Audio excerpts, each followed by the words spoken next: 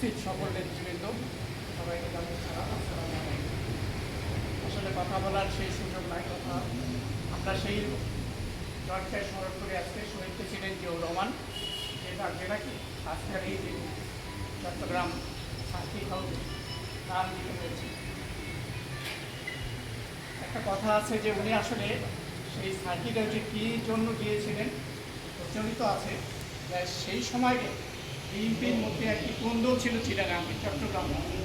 সেই কোন্দল মিলানোর জন্য উনি সার্কিট হাউসে গিয়েছিলেন এবং সেই সুযোগটাকে বিপদগামী সৈনিকরা কাজে লেগেছিলেন। তার কারণেই আমাদের মহান রাষ্ট্রপতিকে জীবন দিতে হয়েছে। এই কোন্দল এবং দলীয় কোন্দল যে মানুষকে জীবন বিনিময় দিতে এই সত্য হয়, তার একজন দৃষ্টান্ত সত্য ছিলেন জিয়াউর রহমান।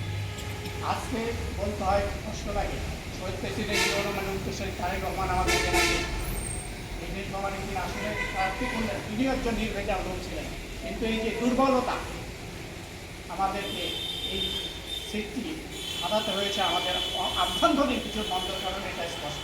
যা যে নির্বাচন পরিচালনা বলতে হয়, এই কষ্ট বিগত 3টি মাস যে গেল, এই বেদনা, এই পাথর আমরা বুকের মধ্যে ধারণ করছি। জল ঢাকার মানুষ 90,000 ভোট আমার জেলা নেতৃবৃন্দের সঙ্গে কথা বলে, অভিভাবকের সঙ্গে কথা বলে এ বিষয়ে জট করবেন এবং একটি সুসংগঠিত বিএনপি গঠনের সচেষ্ট থাকবেন এই আশাবাদ ব্যক্ত করছি। পরিশেষে সবাই কষ্ট করে আবারও এখানে একত্রিত হয়েছেন এবং আমার দলের প্রতিষ্ঠাতা শহীদ প্রেসিডেন্ট জিয়াউর রহমানের আত্মার ভাগ করে আমরা যেন সবাই করতে পারি। এই গোটা পরিবারের ত্যাগ যেনারা জীবন দিয়েছেন, যারা গত হয়েছেন, আমাদের পরিবারের সকল অনেকেই গত হয়েছেন, সবাই দূরে ভাগ করা করে কামনা করে আমি আমার বক্তব্য শেষ করছি। সুখী দুঃখের কান্ডারে